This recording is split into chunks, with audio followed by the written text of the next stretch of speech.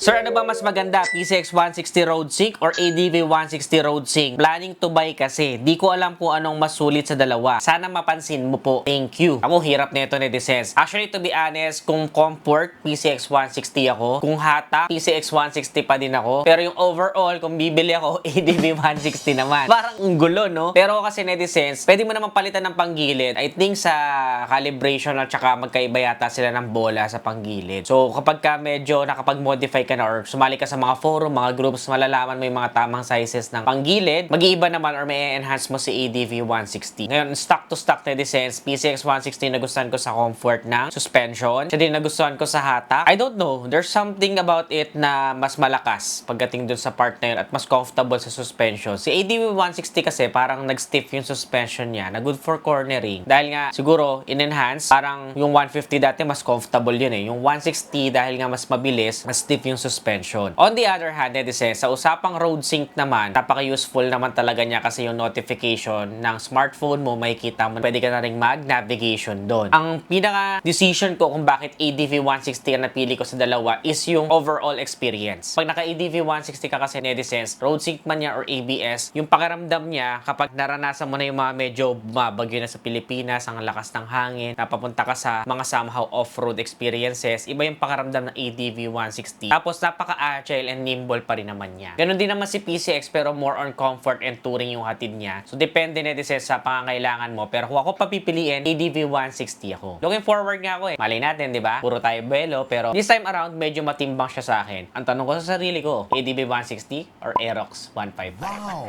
Yan ang alamin nyo sa susunod na vlog. Proper questions, kayo naman sasagutin ko next vlog. Make sure to give this video a heart and follow this page for more. Again, this is na Adriano. Always keep it cool. Ride safe always.